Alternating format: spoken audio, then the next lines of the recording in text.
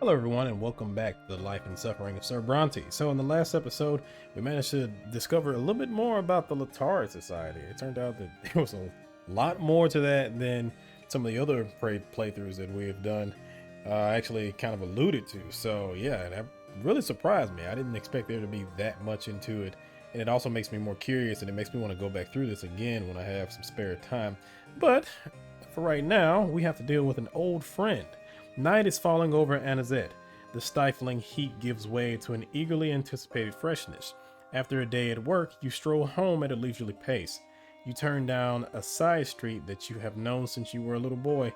It is as if your legs are acting of their own accord, bringing you to the place of your childhood play, the remnants of the wooden fort. So much has changed since the days when you used to play here with your little friends. Engrossed in your memories, at first you fail to notice that you are not alone here. A tall figure in the uniform of a Legion officer approaches you. You see unruly brown hair and a twinkle in his eye. It is Thomas. Now that's a surprise. Hi, Brante.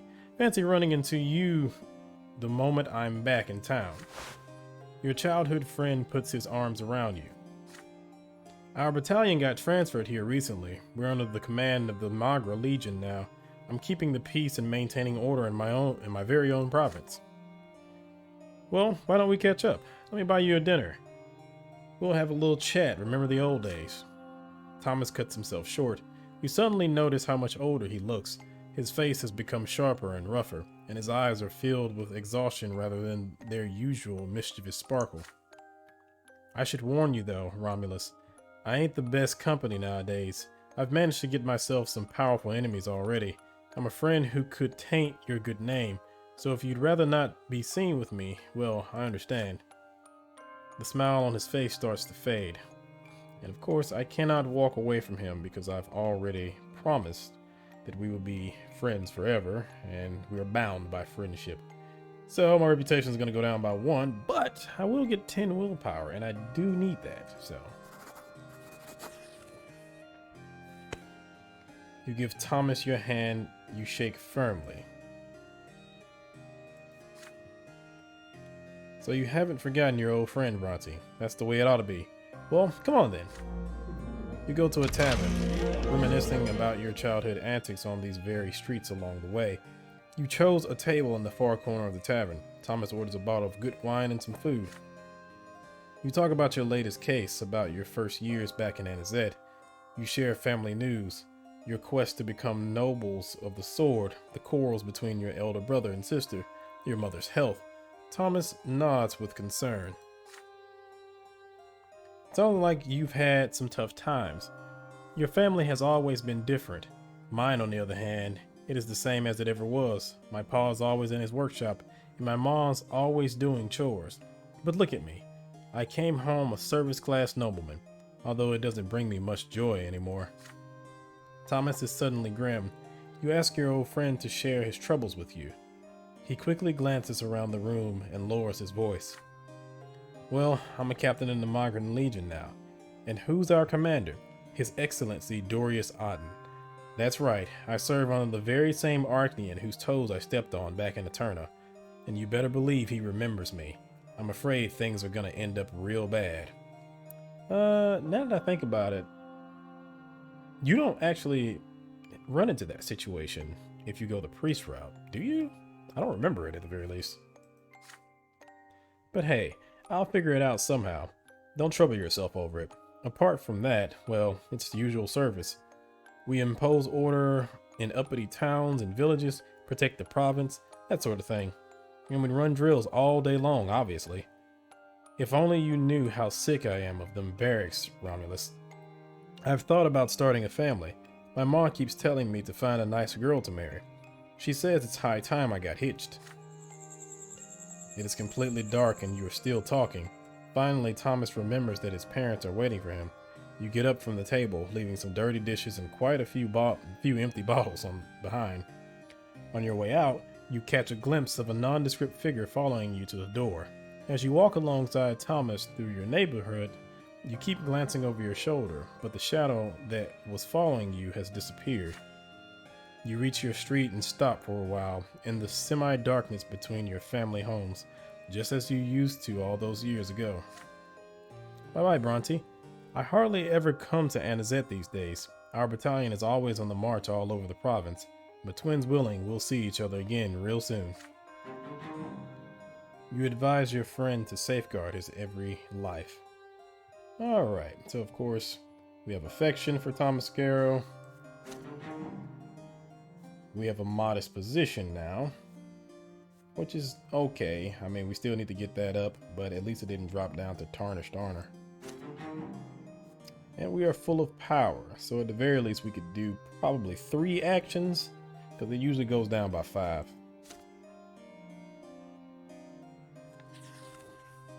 In the shadow of the tree. As the Archduke and Overseer fight for power in Magra, the common people bear the brunt of their conflict. Incensed speeches begin to fill the city. The temple by the white tree seems to be the only place in the city free from the endless talk of taxation. Today, the worshippers in the temple are few, all of them poor people from nearby districts. Some thank the twins for the peace they have brought to the world. Some beg for a sign from above. One little boy is on his knees praying for prosperity. He has yet to learn that it is an error to rely on the twins' aid even as you pray, for they are not our servants, but the rulers of this world. You approach the altar, bow your head, and whisper a prayer for unity in the Brante home. O Elder, the spirit of truth and love, I thank thee for my family. Aid them, and let them abide in peace and tolerance. Though our woes may hide the gift of thy love, may we never refuse thy bounty. To your sorrow, the strife in your family home has proven to be far worse than you had expected from the letters. You never thought the quarrel between Gloria and Stefan would go this far. The temple gradually fills with people as noon approaches. Midday is the hour of the sermon. A priest steps up to the altar, leaning on a staff. The trim of his white cassock is embroidered with gold. He bears a book at his side entitled Lives of the Twins. It is rarely quoted even among religious scholars. Most of the faithful rely on the teachings of Isotaeus. You recognize this man from the Sacred Conclave, Albert Leonard. Brothers and sisters, today I shall speak of the new faith, of its nature and its meaning. Many among you already know it in your hearts, but now I seek to find the words to help you understand with your minds, for our hearts and minds alike forever seek the path to the twins. We have all known the doctrines of the old belief and the teachings of Isotaeus since childhood. Prophet Isotaeus, who lived more than 1,000 years ago, wrote that the twins granted us all 3 lots to govern us. And 3 lots there are, 1 for each estate of the empire, nobles, commoners, and priests. And so, more than 1,000 years we have lived by these lots and by the teachings of Isotaeus. For it is said that as you follow your lot, you are brought closer to the twins. And after the true death that awaits us all in the end of that path, we shall be brought to the peak of the shining pillar. Good God, my mouth. But now I implore you to look at the blessed Archnean Empire. What was it like during the time of Isotaeus, and what is it like now? Nowadays, no commoner may live by the sweat of his brow alone. In his home and in his trade, even a commoner must lead and rule. And what of the nobles? Their lot commands them to fight. But where will they fight if the blessed Archnean Empire now extends from sea to shining sea, when all her enemies are gone?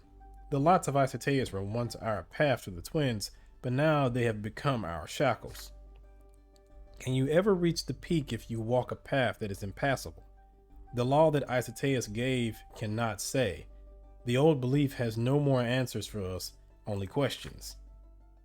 I have been a priest for over 30 years, and every day I have considered this question and found no answers. That is, until our mentor Fotis appeared. Fotis said, "He who breaks beneath the burden of his lot shall be guilty of the worst sin of all, the sin of rejecting the twins. Is this how we are to reach the peak of the pillar? Is this what the twins want from us?" And Fotis said, "If the empire in which we live has changed over time, should not the faith change along with it?" And the new faith says, "Do not confuse your worldly life and the estate into which you were born with your spiritual life, where each of us must find the twins on his own. And so may every person find his own lot, his own path to the twins.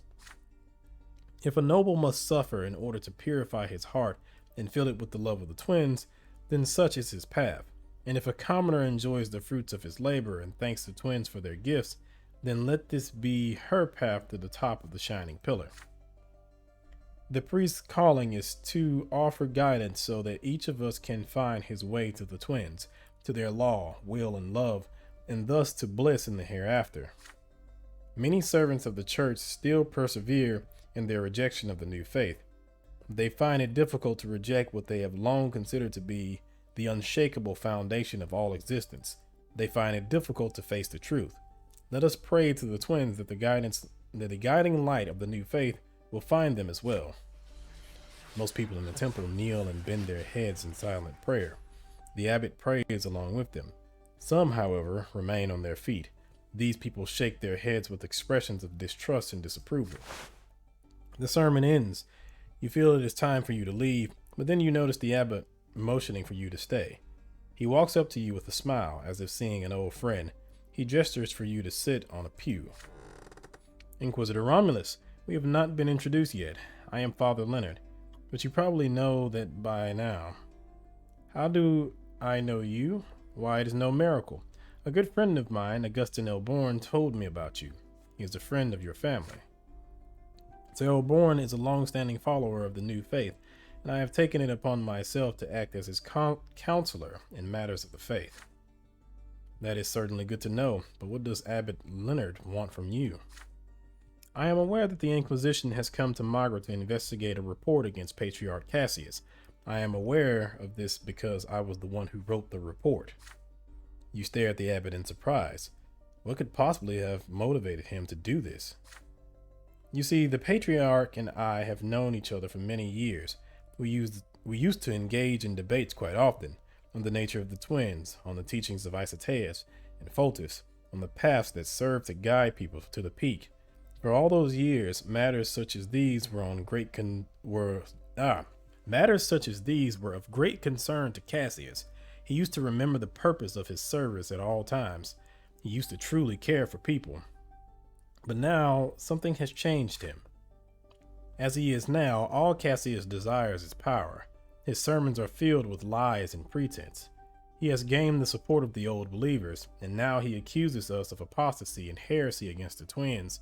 But in truth, he serves the twins no longer. Our opinions often differed, but my most recent conversation with Cassius left me terrified. I expected him to accuse the new faith once again of straying from the true path to the peak. But the Patriarch suddenly questioned the importance of guiding people to the twins at all. The Patriarch of Magra of all people told me this, Romulus, the man who addressed the twins in the name of the entire congregation, the man who must be the embodiment of purity and virtue for his flock. I wrote my report and sent it to the order immediately after we spoke. I'm glad to see you got here so quickly. But if you ever find the proof of my words, what will you do? What awaits Magra if the sacred tribunal of the Inquisition condemns Cassius? You may have noticed the delicate situation in our province by now.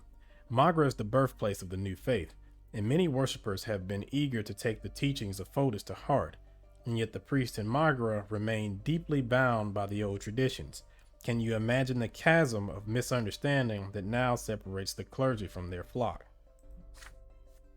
And yet, should Patriarch Cassius be cast out of the faith, the conclave will most likely elect another ardent old believer in his place. The gulf between the clergy and the fold, the old faith in the present day, it will only grow deeper. It is my opinion, however, that there is another way out, which is why I must beg you for your aid. Tell me, if you may, what is the foundation of every faith and belief? It is not books or rituals or temples, it's people. Our church has forgotten this, but it is the people who must choose the guide they will follow to the shining pillar. I know you came to Anazet to weed out heretics and apostates, but I'm begging you, please do not judge in haste. The fear of punishment paralyzes those who are on the way to the new faith. Please allow them to seek answers on their own. They might stumble along the way, but this is the price we must pay to blaze our own trail.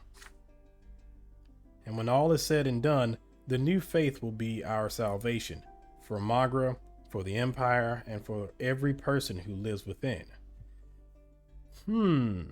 Let's see.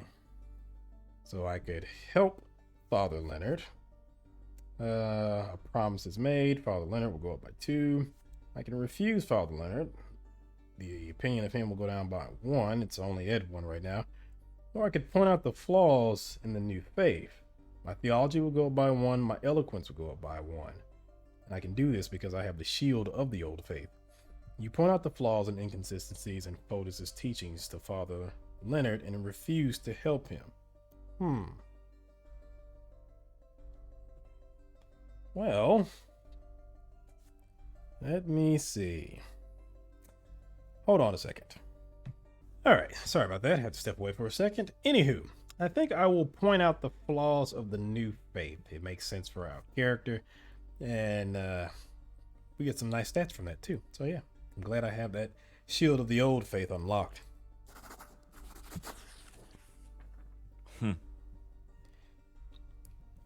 Father Leonard is clearly in error. The teachings of Fotis are a heresy that dooms its followers to torment at the foot of the pillar. It is the duty of the Inquisition to guide people away from this dangerous doctrine and back to the old faith, the true faith. The lots are part of the twins' design, you say. No matter how much the world might have changed, the twins commanded us to live by this law, for it is their will and their love. To dispute this would be the same as denying the twins themselves and condemning oneself to eternal agony at the foot of the pillar. Fotis's doctrine has split the faith and clouded people's minds, you claim. This absolute freedom to choose one's own path is in fact no path at all. Without the unity afforded by a common path, how is the priest to guide his flock? Without one truth for all, how are we to know who is right and who is wrong? Without one law from the heavens, how are we to make our own laws here in the world? Fotis's teachings will bring nothing but ruin to the souls of the people and the blessed Arcanian Empire and the entire world. And so the order of the Inquisition must uproot this misguided heresy and reunite the faith. Father Leonard shakes his head slowly. You shouldn't put all the blame for the schism on the new faith. Our world has changed, yet the laws we are trying to obey have remained the same. This is the reason for the schism. Patriarch Fotis was only the first to see this. Our teachings may be imperfect, but we are seeking answers where the old faith abandoned the search long ago. The path to the truth is filled with mistakes. It brings me sorrow to find no understanding in your heart, but I will accept your words as they are, Inquisitor. Go forth, brother, and may the twins be ever by your side. They already are, you tell him. You leave the temple for the sunlit streets of Anazet. The sun shines in the sky, and the infinitely distant pillar gleams on the horizon. All right, so now we are a prophet. Okay. And we are still at the inspired speaker route, so yeah. Maybe we can convince him to turn back at some point. The call of the ancestors. Today is a big day for the Brante family. The day your family line started, the day when you remember all your ancestors. Tonight, everyone who bears the name Brante must descend into the family crypt to keep vigil by the tombs. This is the time to surrender yourself to your ancestors and hear their will. The entire family prepares for the event in silence. Stefan has been choosing his apparel since this morning, praying anxiously under his breath all the while. The heir has a special place in the family vigil. Even Mother is planning to go with you, though Father tries to talk her out of it. Lydia, I beg of you, stay home. You are far too weak for an all-night vigil in the crypt. Gloria, would you be so kind as to stay with your mother since you cannot, join us anyway? Gloria answers in a muffled voice. As you wish, Sir Robert. The late Sir Gregor would only be enraged to see Mother there. We all remember how their last encounter ended.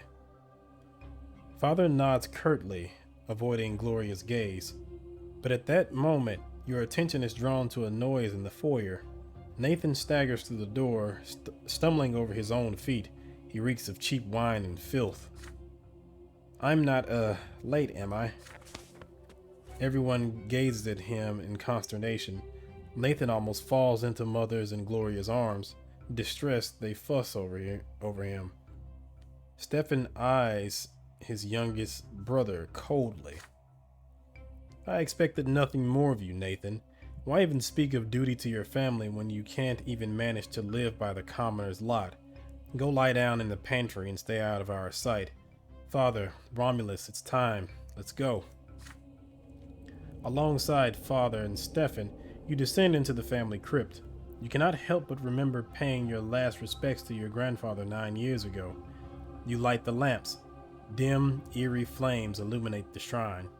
In the middle of it stands a magnificent stone tomb containing the long decayed remains of Gregor Brante. You take your places around the crypt and kneel. The all-night vigil has begun. At first, your ancestors remain silent. Each of you is left with their own thoughts. Then a low murmur passes around you.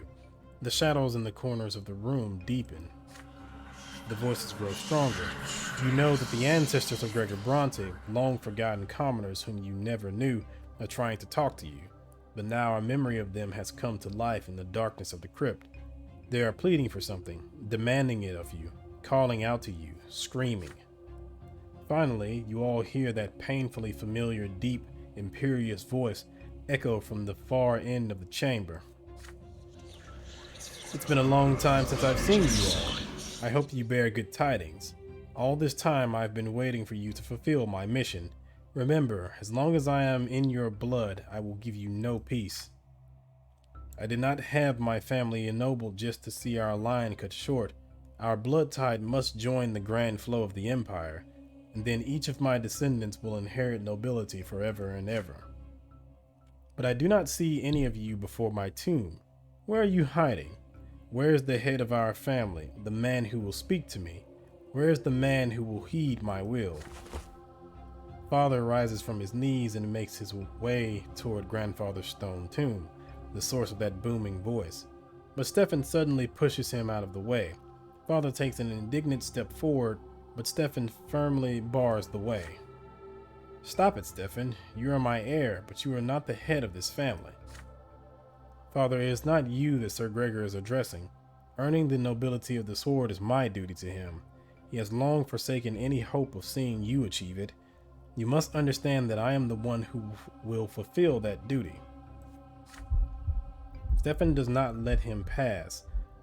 Father breathes heavily in anger.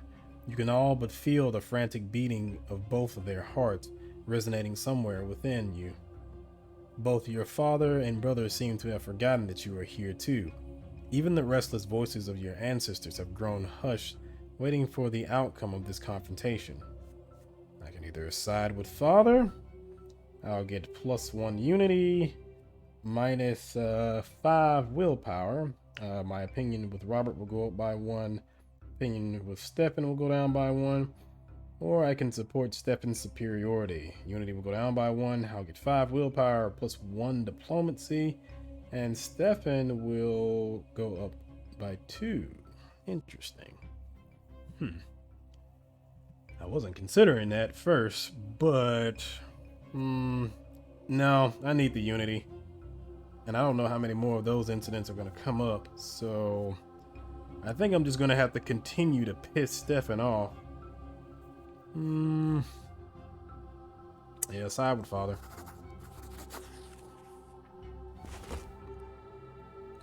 You block Stefan's way. Your ponderous voice fills the dark crypt. You demand that your brother step back. The head of your family is your father, Robert Brante, and so it will be as long as he lives. Could your brother have forgotten that it is a part of the noble lot to acknowledge and honor seniority? Your father is the man who must hear and accept your ancestors' will.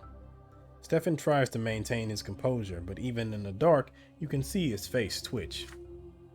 Brother, you don't understand.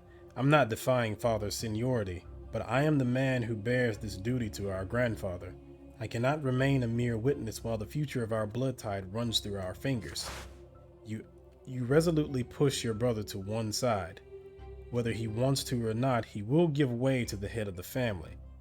Father catches his breath and approaches grandfather's tomb. So it's you, Robert. Have you come to disappoint me yet again? Stefan is right. I have not put my hopes in you for quite some time. If anyone will lead the Brante family to glory, it will be my grandson. Stefan clenches his fist and whispers something to himself. I am doing my utmost, Father. We are closer to becoming nobles of the sword than ever before. The Overseer looks upon us with favor. Just a couple more years and your dream will come true. This must be your dream too, Robert, but you still cater to your foundlings, Lydia and Gloria, risking a permanent blemish upon the Brante name, my name. Dead though I may be, my will lives on. Heed it at last. Get rid of that trollop, Gloria, and devote yourself to your true family. Otherwise, you will lead our family to shame and ruin. Father hesitates for a moment. No, Father, this is impossible. Even if I must defy your will, I am responsible for Gloria. My honor and my conscience will not allow me to do what you demand. You must accept this, or keep on fighting me for all eternity. The voice of your deceased ancestor fades away. He seems to have left this realm, but then his voice suddenly booms from the other side of the crypt. Stefan, you are the heir of this family. Your duty by blood is to earn us a place in eternity. Do not take after your spineless father. Do what must be done. Cleanse our family of wickedness. Stefan is shivering. He replies in an unsteady voice. But Gloria, I can't. Stefan checks himself. I will do my duty to my family, Sir Gregor. Whatever the price, I will pay it. The crypt is completely silent once more. You are alone again. You see tears glistening on Stefan's face. Without uttering a word, he goes outside. Father clasps his arms firmly around you. You feel him let out a sigh of sorrow and relief. The vigil is over. Stefan has a distaste of me right now. And Robert is still indifferent. But there is peace in the family now. And I've lost some willpower. So, not terrible. I'll take it. The will and the law. The ward of the Migrant Inquisition has little space for dungeons in which to detain and question suspects. Just a handful of underground cells with tiny windows and heavy doors. You and Jean are standing in one of them, facing a man accused of heresy. 2 days of questioning have yielded nothing. This man was distributing books containing a distorted version of the teachings of Isoteus. The teachings themselves were intact, but the books also included comments that openly criticized the foundations of the old faith. To set up a clandestine print shop for such blasphemous books, one needs powerful connections and money. This could be your chance to track down a heretical sect of considerable power. The man is on a rack. Rope is wrapped tightly around his wrists, turning them a deep shade of blue. Jean has treated the prisoner with patience and mercy. She has forbidden the use of torture in an effort to prove to the man that his silence is pointless. And he's about to find out the other side of this. You hear footsteps coming down the stairs. Inquisitor Ulrich enters the room. He has refrained from interfering in your investigation for 2 days, but it seems his patience is at an end. You and Jean welcome your mentor. With a curt nod, he walks past you and examines the man upon the rack. Slowly, he shakes his head. I see you are in need of my aid and guidance. Remove him from the rack and put him in a chair. You humbly do as he says, while Ulrich takes great care in selecting the proper tool for what is to come. When the man is finally seated, the Inquisitor steps closer. Jesus. Sharp steel flashes and the severed tip of the man's pinky falls to the floor. The man lets loose a blood-curdling scream. Father Ulrich severs the finger down to the knuckle. Well, where's the print shop? The man shrieks and curses at him. Father Ulrich walks around the chair. The prisoner's eyes bulge in terror. The Inquisitor removes the man's ear with a precise cut. The prisoner howls in pain, shivering, convulsing. Blood streams down his neck, forming a dark brown stain on his plain shirt. Jean is stone-faced as she watches it happen. Ulrich is utterly dispassionate, every bit as calm and calculating as before. This manner of corporal punishment is an everyday occurrence for him. The Inquisitor continues the torture, repeating the same question over and over again in the same tranquil voice. The prisoner will not stop convulsing, but he says nothing. Oof. 10 finger joints now lie scattered around the floor of the room. Streams of blood trickle down the stone slabs. Ulrich reaches for a hammer. Finger bones are brittle. There's a crack, then a scream, then sobbing. The knees are next. The prisoner will not stop screaming. Between the howling and the tears, his lips are unsealed at last. He begs for you to stop. He will tell you everything. The print shop is in Selmina, a small mining town in eastern Magra. The prisoner tells you exactly where it is hidden. Jean writes it down. Father Ulrich walks over to a wash basin. He pours some water on his bloodstained hands, then carefully wipes them dry. He glares at you and Jean. Never pity a heretic. They deserve neither compassion nor your mercy. Sister Jean, finish him off. A lesser death is a fitting punishment for his crimes. Father Ulrich, forgive me for my impudence, but this man's fate must be determined by a tribunal. Sister, I have personally sentenced him to a lesser death for his sins. The tribunal is a mere formality, a senseless waste of time, just like your attempts to convince him to speak. Forgive me, but I refuse. You and I belong to the same lot. You are not a noble. You cannot give me orders. You are far too arrogant for a girl barely out of the seminary. Father Ulrich's voice rings like hardened steel. Jean meets his gaze defiantly. The prisoner is sobbing quietly, still shackled to the chair. Oof. Should I kill the prisoner or should I support Jean?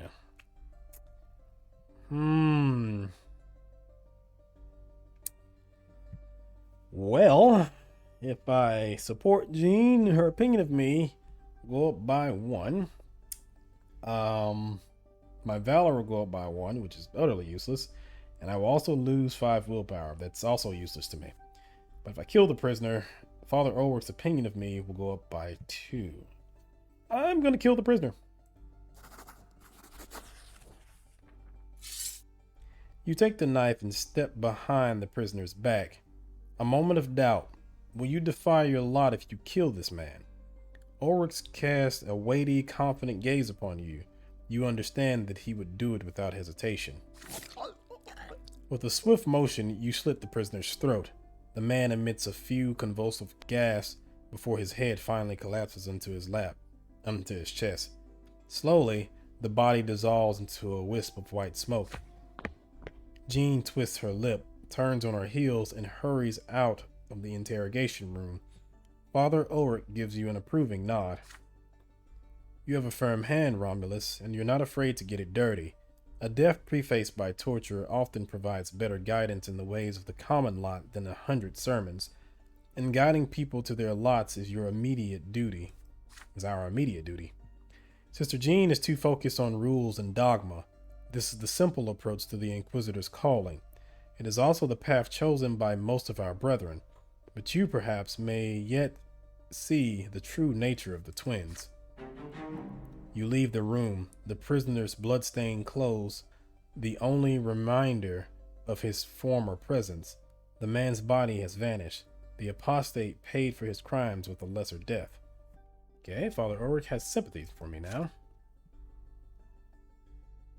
Oh, I actually didn't lose anything with Jean. That's nice. Usually in those situations, you will lose an opinion with somebody or something, so... Year 1140, Egmont's speech. Just a few days into the year, Mayor Egmont, chairman of the Lesser Quorum and owner of several silver mines, made a speech that caused quite a stir in the province. Though a commoner, Egmont Egmont had the gall to demand that the Margaret authorities both enforce and obey imperial law. What's the use of the imperial laws if they aren't enforced as they should be? Even today, any Anazet nobleman who gets up on the wrong side of the bed can draw his sword and run a commoner through with impunity. These gentlemen may be our rulers, but does that mean that they can defy the Emperor's will? Sir Elborn has been appointed to enforce the rule of law in Margaret. How come the prefect doesn't see this? We commoners aren't trying to seize the noble lot and take over the province, but the rule of tradition is a thing of the past. This is the age of justice. We may not all be equal in its eyes, but even the nobles and clergy must obey the law. The Margren aristocracy is furious with Egmont and demand that he be silenced, but the rich industrialist has too much money and too many connections to be dealt with so easily. You hear more and more rumors about secret societies of commoners appearing in the city, plotting against noble rule. The gentry fears that Egmont and his peers might be behind this, but they have no proof, at least for now. Father Leonard, abbot of the Temple of the Silver Tree and leader of the New Believers, supports Egmont and has spoken publicly in his favor. The twins themselves entrusted the noble estates with the right to rule over the common folk, but rulers must also care for their subjects. The old faith is mistaken. No commoner should ever be forced to suffer. It is for this very reason that the imperial law exists.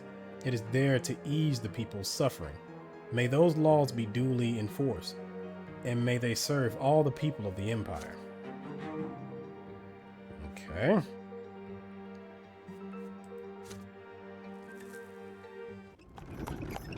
The printed page. The first days of spring. It is early morning.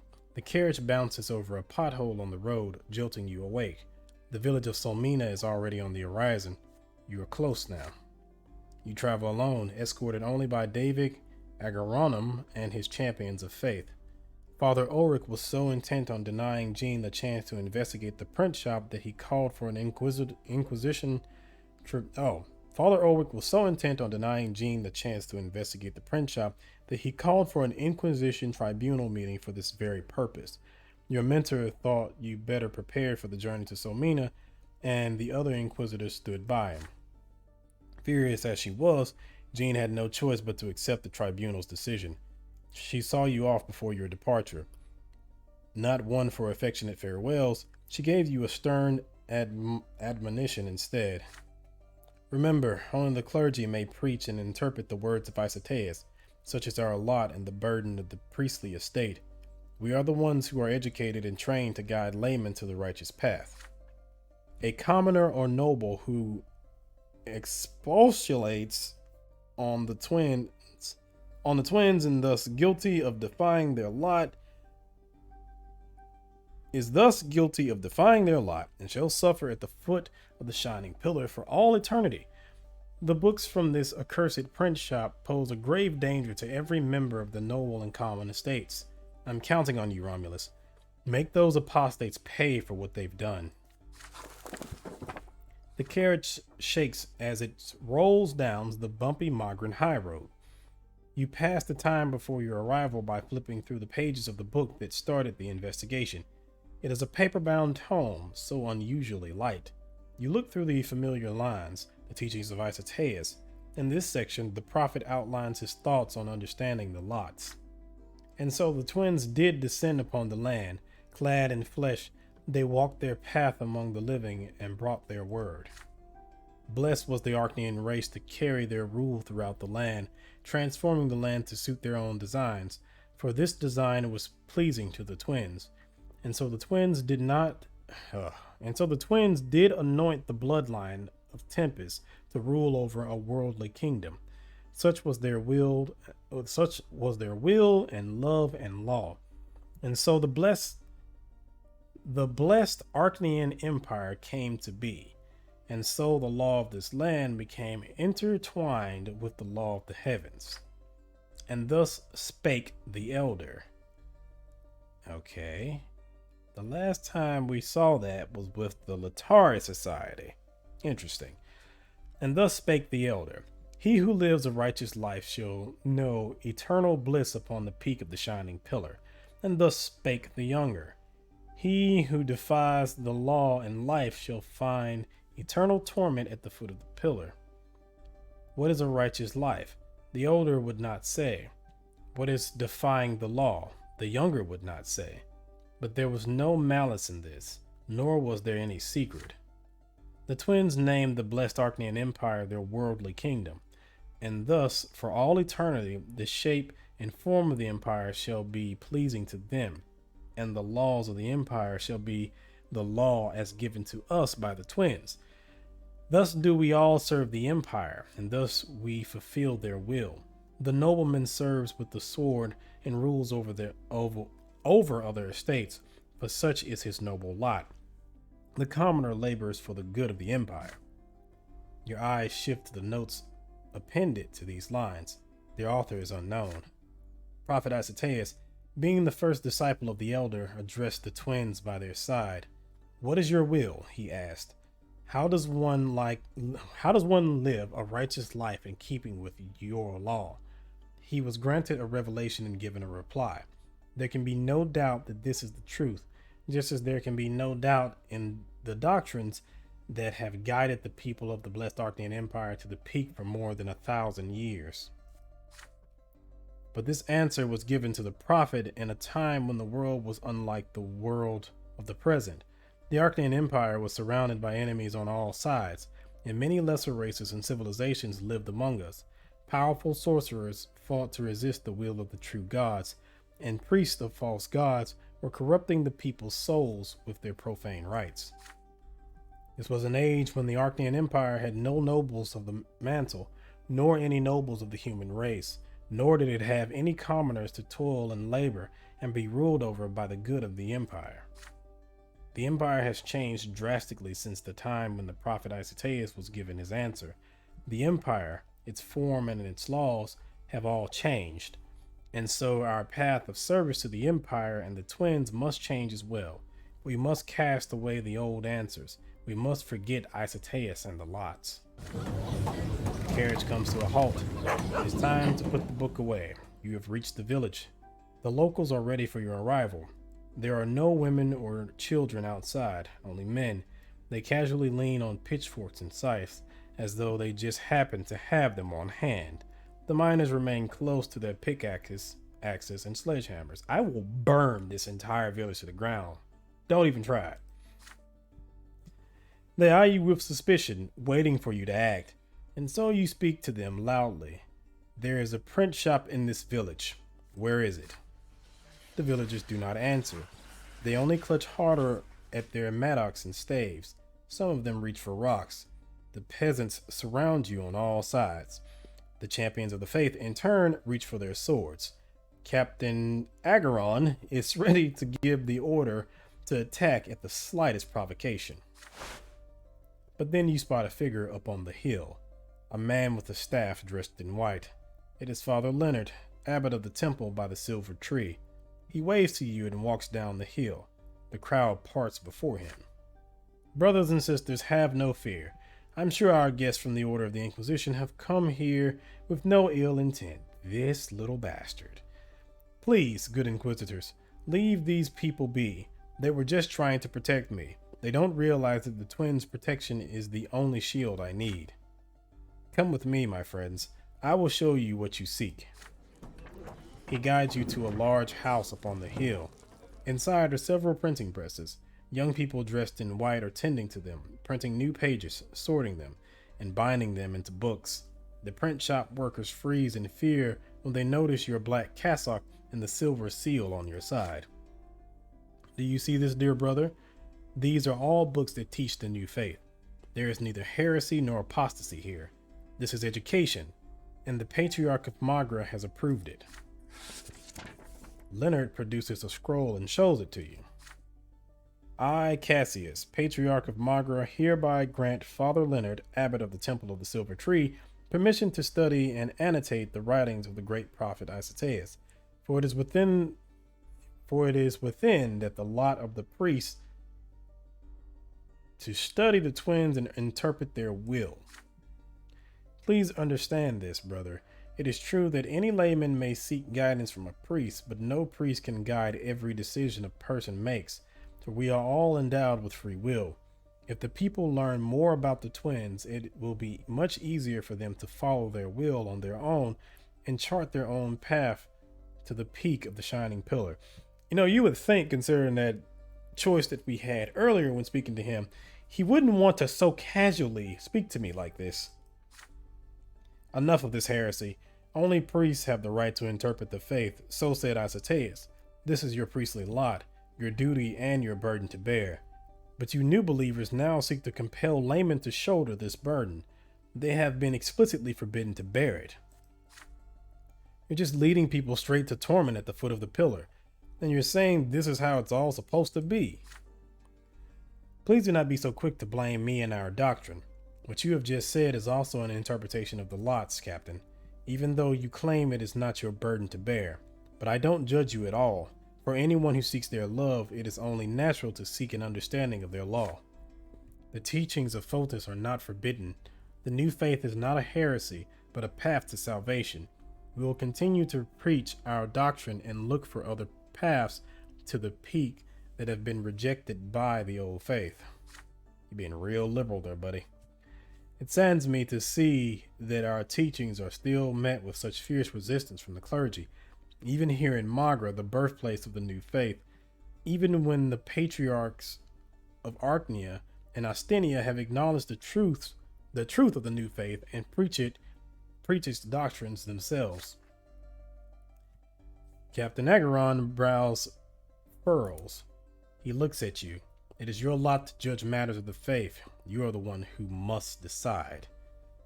Yeah, he's being real liberal with those interpretations. Like that's one of those things that kind of gets me about this, is that I like the fact that there's a schism, but I do think that like this religion is really it's very literal when it comes to everything. There's very little wiggle room when it comes to certain things. And while I do understand their need to want to turn around and do certain things, this religion calls for very particular things.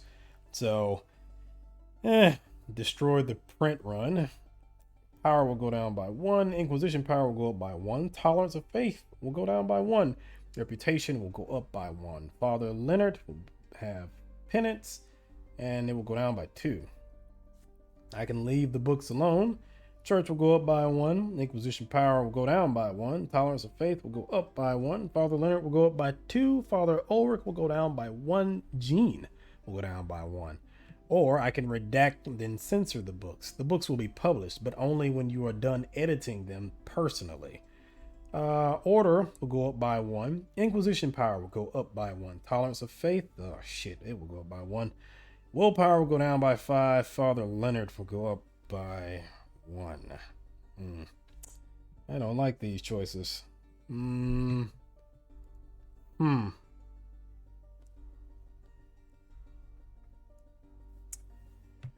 Well,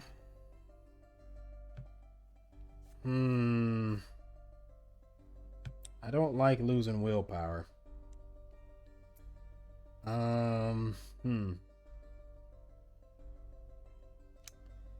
Yeah, I really don't like losing the willpower there. I think if it wasn't for me losing the willpower, I wouldn't mind this so much.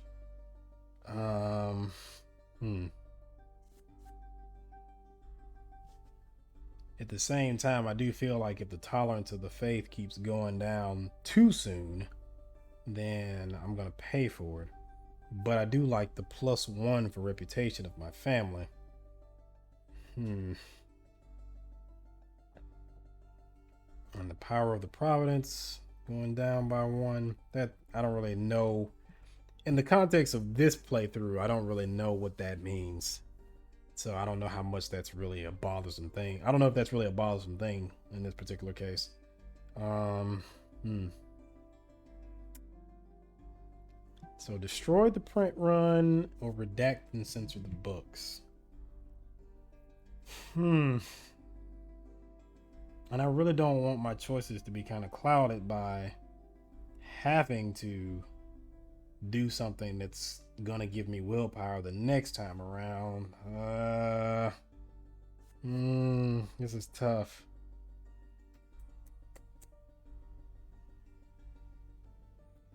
But then I also feel like in the later chapters, I'm going to need to convince Father Leonard, and I'm pretty sure if it's too low, I probably can't do anything.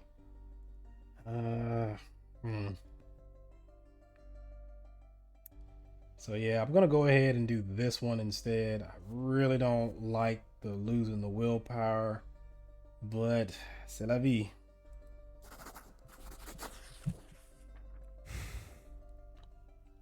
You look from Captain Aragon to Father Leonard, then back again. They are both right in their own way. No one must be allowed to revile Prophet Isoteus. Belief in the tenets of the old faith must remain unshaken. However, the new believers must not be prevented from finding their own path to the twins. Between the two extremes they offer, you suggest your own solution, a middle ground. The print shop will remain open. However, the Inquisition will have the right to review and censor everything it prints. The silence that follows is brief. Father Leonard nods, and Captain Aragon shrugs in support. It falls upon you to review their book in detail and purge it of any defamation of Prophet Isoteus, all while keeping the teachings of Patriarch Photis intact. This revision takes many weeks to complete. At last, the book is ready to see the light. Father Ulrich wears a dubious expression as he pages through the book. A compromise, the worst choice of all. So much effort wasted on a book that nobody wants to see in its current form. There's one good thing, however. We've asserted our authority and claimed the right to censor sacred texts. Congratulations on that, Brother Romulus, if nothing else. You cannot help but agree that Father Ulrich's words ring true. Drained and exhausted by the long labor, you return home and succumb to dreamless sleep as soon as you close your eyes. Yeah, sometimes a compromise just really isn't worth it. Like my father, for instance, he's ruthlessly neutral, and it's a bad thing because he does absolutely nothing. Alright, orders went up by 1, so now we're just at discontent, but we might be at peace soon. And we have indisputable authority with the Inquisition, and we still have surveillance of the faith. And now I am at 0, but I am ready for action.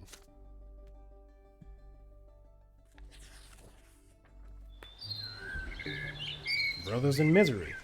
Your home has been much more peaceful for the last year. The fights between Stefan and Gloria are not as fierce now, but how long will this last? Your job takes up all your time. You see your parents and siblings less and less often. Sometimes you don't even know what they are doing while you deal with the constant stream of duties. This morning, you head out on urgent business. You take one step out of the gate and run into a uniformed gendarme. Romulus Brante, your presence is requested at the prefecture dungeon. Taken aback, you ask what this is about. We have your brothers Stefan and Nathan Brante in a cell. You were arrested last night at the Steiners. They were arrested last night at the Steiners Inn. They asked us to send for you. The cells in the prefecture dungeon are cold and damp. The guards lead you to the bars, and behind them you see Nathan huddled in a corner. Your younger brother is unshaven, more disheveled than usual, and reeking of wine and filth. Near the cell, you see Stefan grimly sitting in a chair. You guess that the gendarmes thought it best not to put him in the same cell as his lowborn brother. Upon seeing you, Nathan lets out a whimper and Stefan cracks a bitter smile. The sheath of your brother's belt is empty. There you are at last, Romulus. Have a look at your younger brother. Yesterday he got drunk in the company of some dubious fellows. They are commoners, yet they dared to surrender to pleasure. They started a brawl, wrecked the inn, and harassed the waitresses. As soon as I heard, I rushed to save this drunkard from shame. Nathan cowers into the corner, horror-struck. I walked in and demanded that Nathan come with me, but his cronies wouldn't let him go. That's not true. You just grabbed me by the collar and dragged me after you. You nearly suffocated me. Shut your mouth, cur. So, brother, they seem to have some sort of sect. They all shouted defamations against the twin gods, and one of them grabbed me by the arm. I was forced to skewer this heretic with my sword. I hope a lesser death will teach him never to lay his filthy paws on a nobleman. He was just trying to talk to you, Stefan. Silence. Then the gendarmes barged in, and here we are. I have been accused of an unlawful murder. Apparently, the new laws allow killing a commoner only if he attacks first or wields a weapon. They say that in the event of an insult, I am supposed to file a complaint with the prefecture. So now they're going to seize my sword for a whole year. What a shame, and it's all your fault, Nathan. Stefan gives the bars a furious kick. Nathan covers his face with his hands in despair. Romulus, brother, you are our only hope. Get me my sword back and get us out of here and fast. We have to bury this sordid affair as deep as we can before anyone finds out. Save our family from shame. You idiots, both of you. I can't use my authority because I'm not a noble. I can take them to the Inquisition, but the Inquisition power will go down by 1. My scheming will go up by 1, so that's a thing. Stefan Brante will go up by 1, and so will Nathan. I can't blackmail the judge either because I don't have the path of the lawless. If I ask Father for help, our reputation will go down by 1, and our unity will go down by 1. My manipulation will go up by 1. And I will gain +1 with everyone except for Robert, who will go down by 1. Or I can refuse to help. Reputation will go down by 2. Willpower will go up by 5. And I will lose 1 with Stefan and Nathan. So definitely not going to do that. I think I can spare 1 Inquisition power.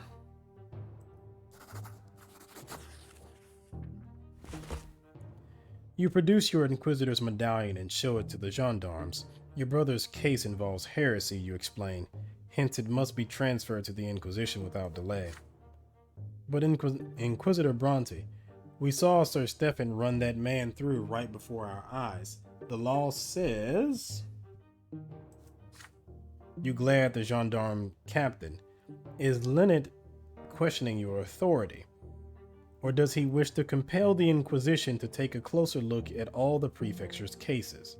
Distraught, the gendarme nods obediently and unlocks the cell. The elder brother takes the younger by the scruff of the neck and pulls him to the door. Nathan staggers and shuffles along limply. You march after them, Stefan's sword in his hands. Your brothers are free again. Stefan sheaths his sword reverently. I knew I could count on you, Romulus. Not even a priest's robes could make you forget that our family's honor is always paramount. Yeah, too bad that your sword and your pompous-ass attitude can't remind you of your duty.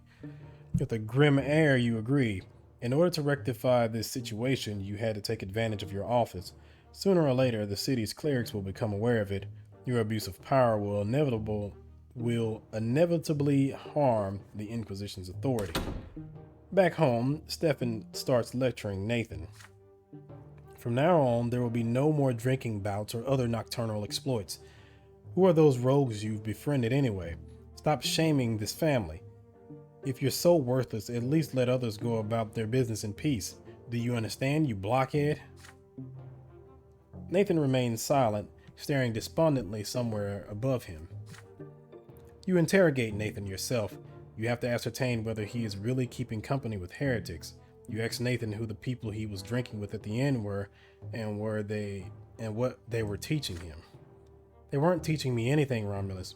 We just decided that it was high time we stopped incessantly restraining ourselves and did whatever our souls asked of us. His soul, that is exactly what Nathan should be thinking about. You sternly expound the dangers of such insolence to your brother. Surely now that he has been behind bars, he would not wish to end up in the dungeons of the Inquisition. Nathan furrows his brow and stares at you in silence. Whatever he is concealing, you will not be able to force him to reveal it now. Alright, so Nathan is maxed out. Stefan got +1, so that helped. And now we're just back at the order is strengthening. Alright, scheming went up by 1. I'm still inexperienced, so there's that. I'll probably never get that high enough to do anything really good with. We still got a lot of events coming up too. This event is a consequence of your previous actions. Conditions met: Inquisition power greater than or equal to 5, deaths less than 2. Okay. The power of the Inquisition is growing in Magra with each passing day. You rejoice in the thought that you have contributed to this. One evening, Inquisitor Ulrich comes to see you. Good evening, Inquisitor Romulus. Tomorrow morning I am going on a little pilgrimage to one of the most ancient temples of the twins, not far from Anazet. I would like you to accompany me. You meet Ulrich by the east gate at first light. Your mentor carries a pack of torches behind his back. He hands you a heavy bag of water and supplies. Let's go. It's a long way. If we want to make it back before dark, we should hurry. And so begins your journey deep into the desert. After Anazet disappears completely behind the dunes, you feel utterly lost, but Ulrich still marches on confidently, never slowing down despite the increasing heat.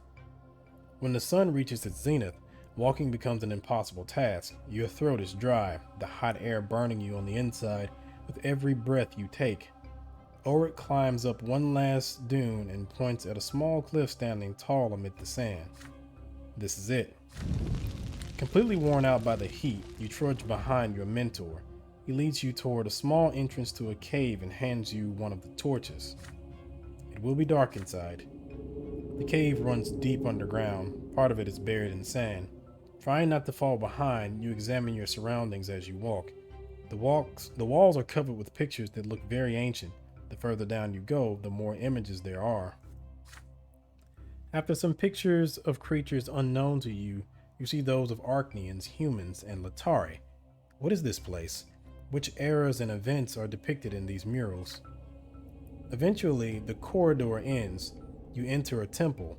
It is a spacious cavern. The natural walls of the cave have been smoothed down, and decorated with intricate paintings. The largest image depicts two familiar figures, the elder and the younger. Behind them, protected by the gods, you see humans and Archnians. Other nations and false gods burn at their feet. The younger smites his enemies with a sword, enforcing the law. The elder casts a sorrowful glance to the side that denies his love to those who refuses to accept him. I guess he denies his love? Okay. You are startled by Ulrich's voice behind you. His words echo throughout the cave. Tell me, Romulus, which aspect of the twins stands above the others? You turn to your mentor, trying to comprehend the question. Without waiting for an answer, Ulrich continues. Isoteus chose the law as the foundations of his teachings. It was on this basis that he constructed the theory of the lots that now underpins our blessed Archnian Empire. The new believers see love as the source of all existence and place it above the law. But the truth is that both law and love are created by the will, as is everything in this world. This cave was the shrine of a people long vanished. They despised the twins and saw in our gods the evil that destroyed their world. But the history of this civilization is buried in oblivion. The twins destroyed all false gods and those who worshiped them of their own will. There is no one else up there, only the elder and the younger, and there is no one else in this world but humans and Archnians. Such is the triumph of will over will. Ulrich pauses, his gaze is fixed upon you. When he speaks again, his tone alters subtly. The Inquisitor seems to fill the cave with his very presence. But how can we serve those who are will incarnate? And what is the will? Prophet Isoteus gave us an answer to this question too, in the third volume of his teachings, now banned by the church and buried in oblivion. Don't be surprised, Romulus. The Holy Fathers were frightened by the teachings the prophet gave us in the autumn of his years, but I will share his secret with you. Isoteus said the nature of the will lies in struggle, in mastery, in power over everything. It was in struggle between the wills of the elder and the younger that our world was born. By mastering someone else's will, you gain your own. The true path to serving the twins entails power over the will of another. Romulus, what would you do if you knew that only by breaking the law could you set foot upon the path of the will? What would you say if you knew that only by renouncing any will but your own could you serve the gods? If I agree, the Inquisition power goes up by 2, but I will die. My willpower will go up by 40. What the fuck? Relations with Father Ulrich will be a master, and it will go up by 2. The world is driven by will. Your entire life is proof of that. You are ready to serve the will from now on. If I disagree, however, my willpower will go down by 10, my theology will go up by 1, and the opinion of Father Ulrich will go down by 1. The twins are more than just will, they're also love and law. You will not walk a false path. I can do this because my willpower is greater than or equal to 0. Jesus Christ. There was one of these outcomes that I couldn't have any more than 2 deaths. What was it?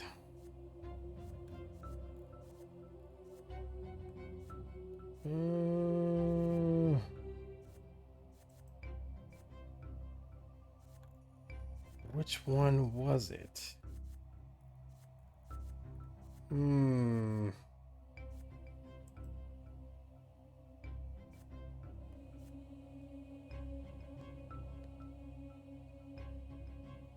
The last deaths are less than or equal to 2.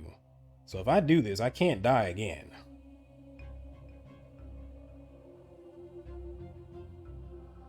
Alrighty then. Well, let's follow his path then.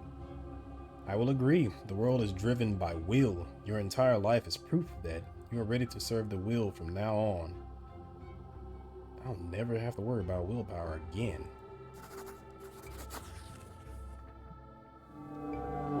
You look Ulrich straight in the eye. It is indeed so. The will is the source of everything in this world. It is above the law and stronger than love. It is the true path of service to the twins, and you are ready for it. Come hither, Romulus. You step forward, unable to resist. You are bound by his word alone. He has uttered no prayer to the twins, used no sacrificial silver. And is this truly the power of the gods? With a cold smile, Ulrich draws a dagger. He stabs you below the ribs. The cold steel slowly sinks into your flesh. Blood soaks your clothing. You fall to your knees. The sharp pain rips a scream from your lips. Ulrich lays a hand on your forehead. Fear not. Fear and hesitation are our greatest foes. Fear is the mind killer. The fear recedes. It is replaced by pain. It's because you put your hand in the box. With each passing second, you draw closer to your death. Ulrich reaches into his satchel, takes out a collar, and fastens it around your neck. Death will not come soon. We will have plenty of time to do everything we need, and then, when you are reborn, another will shall guide you. Ulrich leans over you. So I'm a submissive now? Good God. I mean, not kink shaming anybody, but alright. Ulrich leans over you. He speaks softly, but his voice fills the entire cave. I have chosen you, Romulus. Now you are my disciple. The will is within you. My will. We will purge Magra of heretics and renegades. Then we will purge the entire empire. Our will shall bind the people of this empire. Our will shall bestow a lot upon them, a lot they can neither renounce nor violate. The Inquisitor straightens up. The collar presses into your neck. You have trouble breathing. You will not be able to remove the collar. Even after you die and are reborn, it will remain in place. The burning in your stomach is insufferable now. Your vision goes dark. Ulrich's voice fades away. Your consciousness leaves you. You die. Impenetrable darkness surrounds you. You stand alone, bare to your very essence, paralyzes you. You have an urge to cover yourself, to hide. No one should see you so vulnerable, but you cannot conceal the truth in this place. You're bathed in an unbearably bright light. It has no hint of warmth in it. It is blinding. It leaves no shadow in the entire world. It is the light of the shining pillar itself. In this radiance, you can clearly see all your thoughts and doubts, your errors and transgressions, the contradictions that have permeated you since birth. They cover you from head to toe, like rough gray tatters, but they melt away in this light. You are naked. You feel liberated and whole. It is as though all the wounds and cracks in your soul have been healed, making it the way it should be. It is as though the scales have fallen from your eyes. You see the true shapes of things now. These are the laws by which the world abides, the great design that moves life itself. You tread a path that is barely visible in the blinding light giving shape to everything. In this light, you see the infinitely complexity of the world, from the tiniest leaf to the enormity of the empire. And this world maintains its balance by virtue of the law that was embedded in it during the act of creation. Ahead of you, two figures are waiting on the path. They are gigantic, many times taller than a man. The elder holds a lash, the younger a sword. The younger gazes at you sternly, coldly. You kneel obediently before him and lower your head. The god raises his sword above you. This is divine retribution. There is no law without it, nor can there be. Every action has consequences. This is what shapes the world, making its very existence possible. In this moment, beneath the gaze of the merciless God, you comprehend the law that binds the entire world together. Which manifestation of the law in will you live by? The Empire? And is this not the ultimate manifestation of the law? A great and incredible sophisticated mode of existence of all people. The lot. Your destiny is your own manifestation of the divine law. Family. It is the law that has been with you since the day you were born. Your family is a model of the world, a tiny universe, and it belongs to you just as you belong to it. Cause. Your life's work shapes the world, and thus you influence the great law itself. Yourself, you are an embodiment of the law. You have been made in accordance with the divine design, or against the law. You defy the design of the gods and the law that binds it together. I'm gonna go by myself since I'm going on this will path. Let's see how that goes. The blade flashes. The younger sword slashes through the air above your head. You do not yet deserve your final punishment. The law demands that you continue your life. Your form has not been completely destroyed, nor has that of the world. The younger extends his gigantic hand and shows you the way. You must proceed. The path leads you to the top of the crown of the silver tree. Spread wide in the white gleam. The branches are close now. It is time to descend. You are drawn downward into the darkness. The shadows that had disappeared in the blinding glow creep around you and envelop you. This is to be expected, but the purity and clarity of spirit are still with you. Something is forcing your throat open. Air. It scratches you on the inside. Your soul is filled with struggle again, with the contradictions from which the fabric of this world and you yourself are woven. The divine light that gave you clarity is fading away with each passing moment. You have to open your eyes.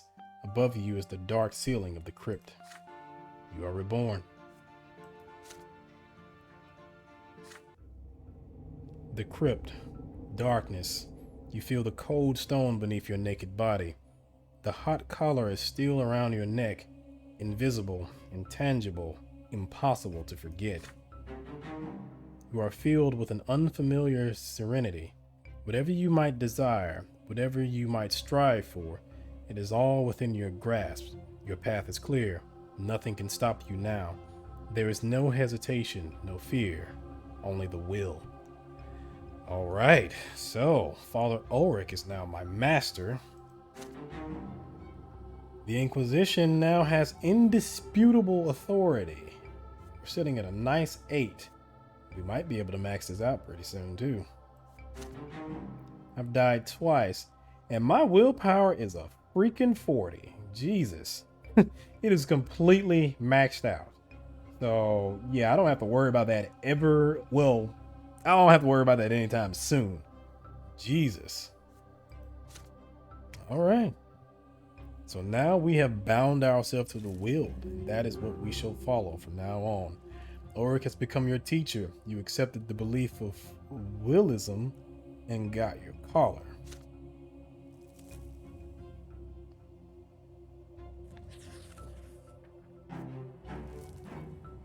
Privilege and authority. This event is a consequence of your previous actions. Inquisition power greater than or equal to 8. Oh boy. I was just about to end it too. The more powerful the order becomes, the faster the tensions between the Inquisitors and the civil authorities escalates. It all starts with a small incident. We receive a report that a visitor from the capital by the name of Alan L. Corvio has fought a duel with a local nobleman of the L.S. family and killed him. This story will be of no consequence for the Inquisition if not for the cause of the duel. Rumor has it, Sir L.S. accused Sir L. Corvio of heresy. Inquisitor Ulrich promptly gives his orders, and the noble visitors is brought in for questioning. You and Jean attend the interrogation. Alan L. Corvio is a slender, middle-aged nobleman wearing an elegant black jacket. Firmly believing that he has done the right thing, he answers all questions freely. Sir L. Corvio, a matter of faith has compelled me to summon you here for a little conversation. Pray tell, what was the cause of your duel with Sir L.S.? I can see why you are concerned, Inquisitor. L.S. called me a heretic, and I couldn't just let it slip. But I assure you, the arrogant fool's insult has no basis whatsoever. I am an adherent of the new faith. Well, that makes you a heretic. Patriarch Luke can confirm my words. But L.S. was an uncompromising old believer, an impetuous one at that. He dared call me a heretic for which he had to pay with his life. A shadow of enmity clouds Jean's face. I have nothing more to tell you. I suppose we can end our conversation here. The nobleman is about to rise. Sit. I beg your pardon. I told you to sit. You will leave when I say so. What insolence! You have no reason to detain me here, and no right to give me orders. I command you to release me. As long as we have doubts about your innocence, you will remain in this room. I told you everything. I don't see any point in discussing this further. After half an hour of fruitless attempts to continue the interrogation, the three of you leave the room to take counsel. He is guilty and he is lying. I am certain that he is not telling the whole truth. If he is a heretic, a duel would be a fine way to get rid of a man who could accuse him.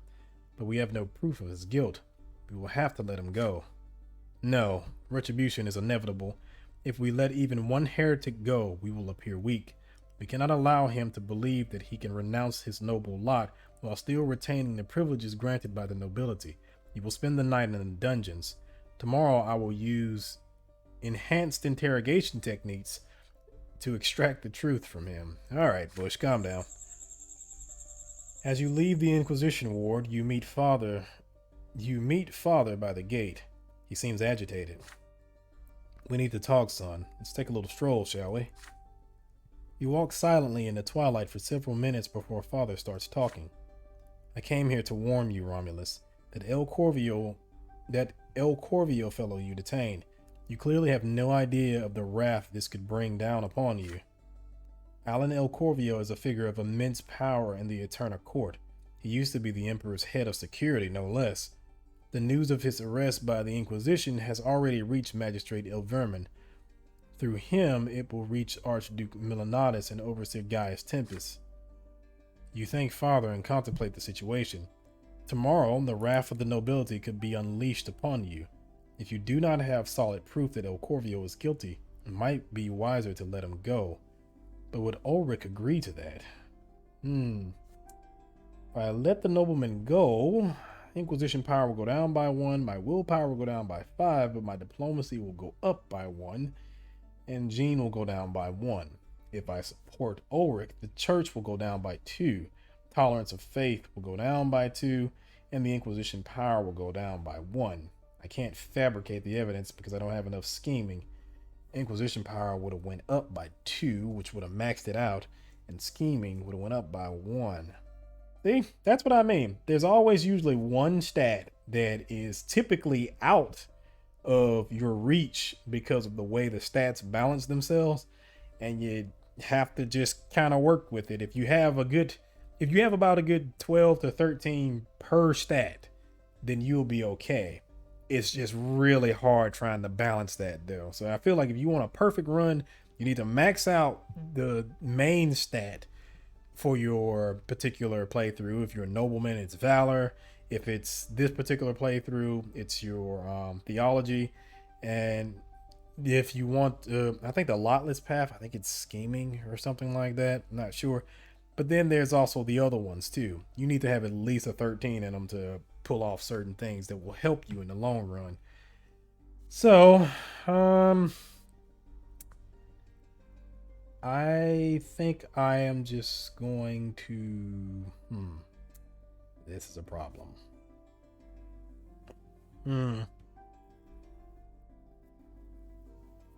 Neither one of these really helped me. I think I'm gonna do this though, just because I'll lose 1 with Jean if I do this. The rest of these doesn't really bother me for real. My diplomacy is at a 12. That's fine. Willpower, I don't need to lose it, so that doesn't help me. And I don't want to lose Inquisition power. And I'm going to lose it anyway on this. But the church will go down by 1. Tolerance of faith will go down by 2. That puts me in a dangerous position. And the Inquisition power will go down by 1. So, yeah. All right. Support Ulrich. Ulrich and Jean are right. It is the Inquisition's mission to protect this world against witches, heretics, and apostates. Neither the nobility nor the civil authorities can stop you. Early the next morning, Corvio is dragged to the dungeons. Inquisitor Ulrich begins the interrogation. You and Jean stay to the side, watching. As noon approaches, Corvio suffers a lesser death, unable to bear another session of torture. He never confesses his guilt. I must admit this man is either innocent or so hardened in his heresy that even the Inquisition is powerless against him. Either way, he is with the twins now. An encounter with them is more instructive than any sermon. I hope this lesser death teaches him a lesson, and the twins return him to the path of the true faith. As you walk upstairs, you run into a breathless man of advanced age. His face bears the sharp, proud features so common among the old aristocracy. He is Magistrate Vermin. He is accompanied by several armed noblemen. Upon seeing you, the magistrate grows crimson with fury. The nobles draw their swords.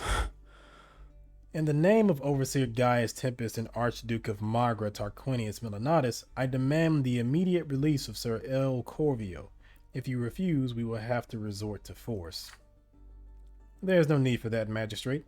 The man you came to collect is with the twins now. But rest assured, the Inquisition has no further questions for that gentleman. Corvio has been fully acquitted. I admit that the accusation of heresy were false and the result of a misunderstanding. Do you have any idea what you've done? He is a personal friend of Overseer Tempest. He has the favor of the Emperor himself. The Inquisition serves only the twins. No title can excuse or protect those who renounce the true faith. But he wasn't a heretic, Ulrich. You've gone too far. You will not get away with this, Inquisitor. Unfortunately for you, the magistrate is correct. Overseer Gaius Tempest swiftly issues a decree that any arrest ordered by the Inquisition must be approved by the prefecture. The next day, the Inquisition ward is visited by officials from the prefecture led by Augustin Elborn. They spend several months going over all the Inquisition's arrests and investigations.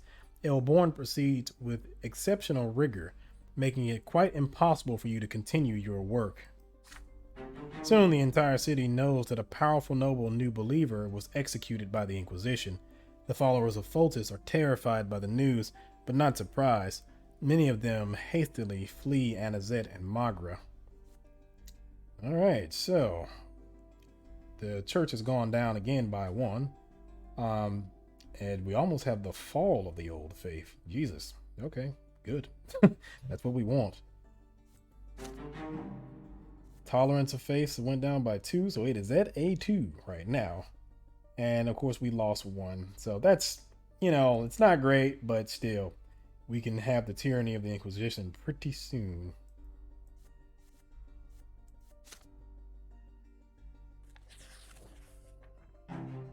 Oh my god, another event. This event is a consequence of your previous actions.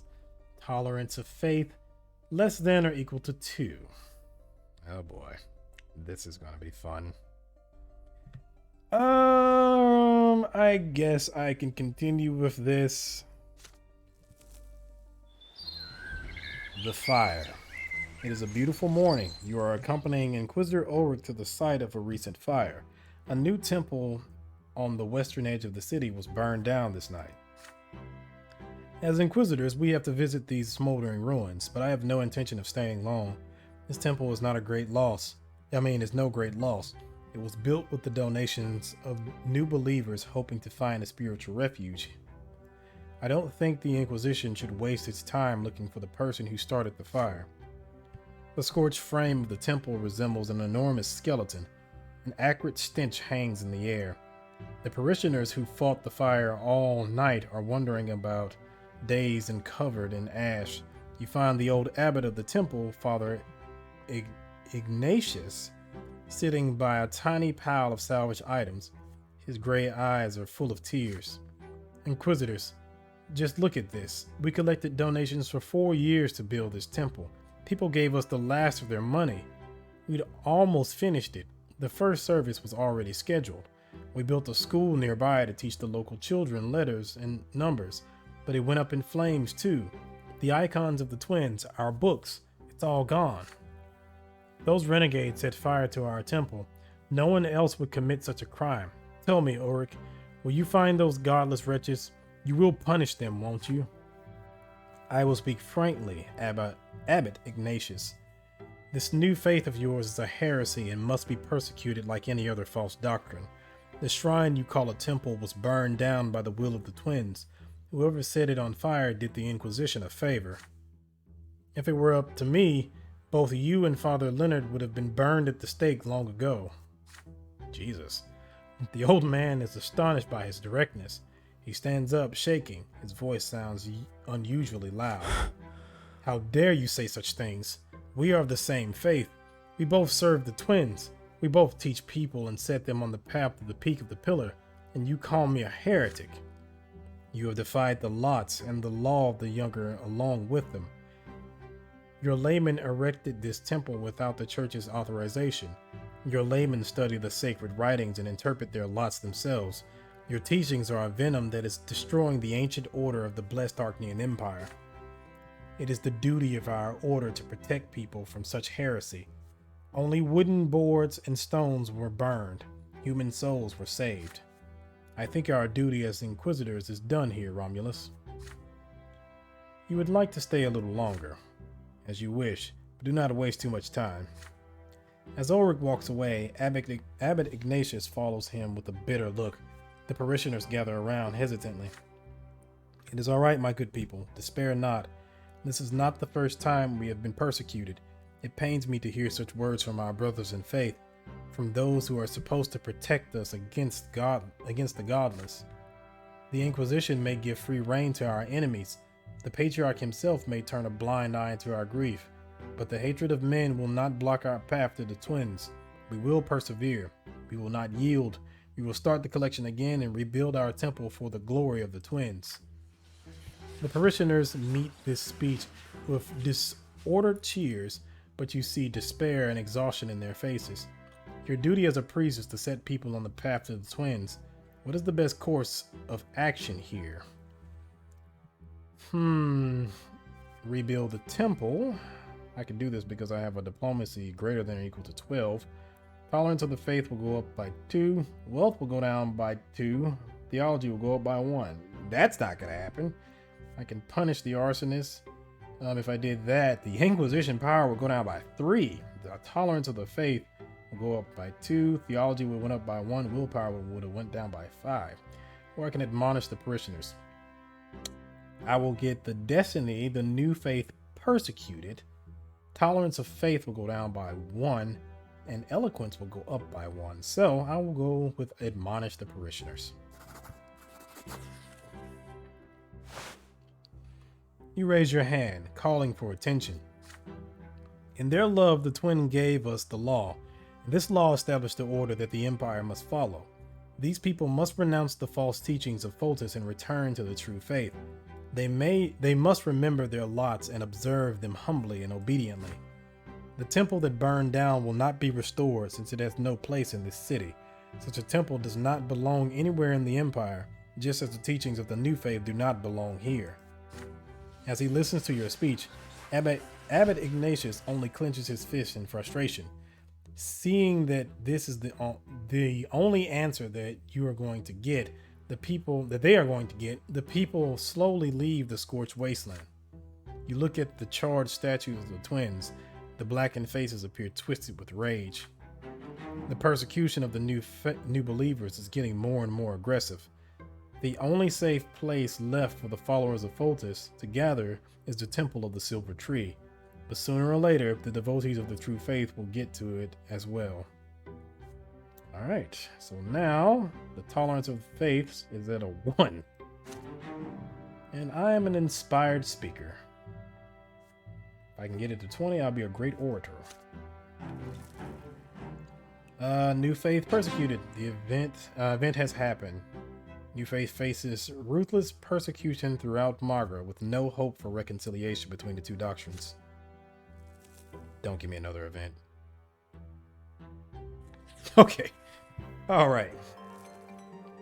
So we will pick this up in the next one. We have the Guns of Illyria. I'll just skip over that because I think the next time I start up, I won't be able to, this won't pop up again. But it essentially is just that there's reports of guns now. So that's a thing. All right. Miracles and Wonders is what we will pick up with next. So thank you for watching. And if you like the video, like the video. If you want to see more content like this, subscribe. I have a lot of things on the channel and I will have many other things in the future. If you have any questions, comments, or concerns, please leave them in the comment section and I will get to them as quickly as possible. Thank you for watching and I will see you in the next one. See ya.